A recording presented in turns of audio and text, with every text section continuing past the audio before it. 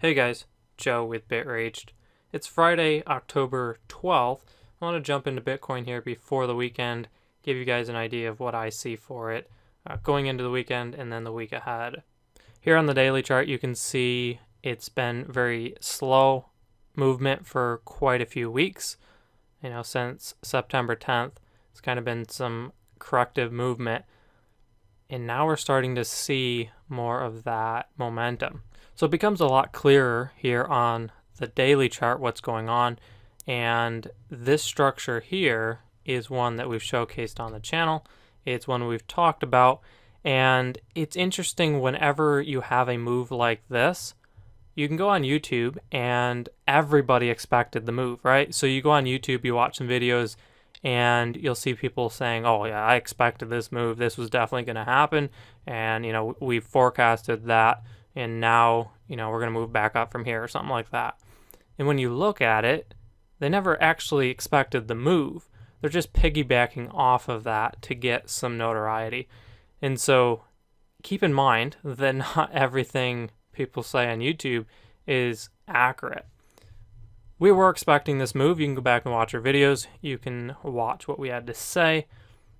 We were expecting that. And the interesting thing about this pattern is it just gave us this slow corrective movement on the trend line before it dropped, and it gave us a really good indication that drop was coming.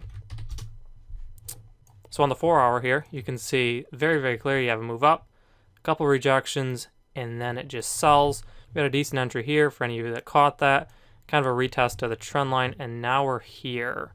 And so a lot of people are wondering, well, what's going to happen from here? So the important thing to keep in mind about this is we're at the low of this pattern. So because we're at the low of the pattern, it's important to understand what could happen next. What I see happening is this becoming just a continuation. Maybe it moves out a little bit further, drops, and breaks this low. Why would it break that low?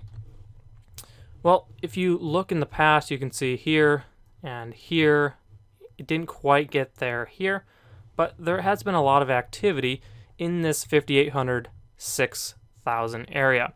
Because of that, a great majority of traders are going to be looking at this level here and expecting it to hold.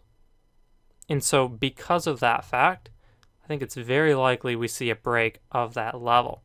Now, what happens after that is going to be very, very interesting, because once you get a break of this level, you're going to see a lot of people jump in on a short, because they'll see this as, this concrete level that we had to hold, and if we don't, they'll start selling. So it's possible that we get the sell out of this pattern and then move back up. If you look to the left here, you can see a very similar structure. So we had heavy momentum to the downside. We had more of a continuation. It sells and then retraces. If we get that here, I would expect it to sell, break the low, and then retrace. It doesn't mean that we're automatically just going all the way back to, let's say, 7,000. But it does mean that it's important that we keep an eye on that, because we could get continuation, it could move up, and then it could sell again, right? So you could get that kind of structure. But the ultimate target for this is I expect it to complete at least a 5,800, and then it's very, very likely that we'll get a move below that. Whether we get all the way to outer structure at about 5,000, it's yet to be seen. But it's very likely we'll see it move at least to 5,800. All right, so if you look at it here, there are a lot of wicks. It's pretty volatile coming down.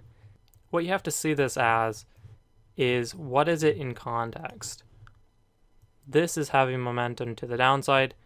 You would expect at this point to see some sort of continuation structure to continue the move. Now, that said, because we are at the low of this pattern, it is possible that the structure changes and we start to get this kind of a structure and then a move back to the upside. That is possible. but I think it's much more likely this plays out as a continuation and moves at least to 5,800. So that's what we're looking at. That's the potential. The structures have been really, really clear. This was a very clear sell setup. This was a very, very clear sell setup, and we talked about that. The reason why is because this is not sustainable, right?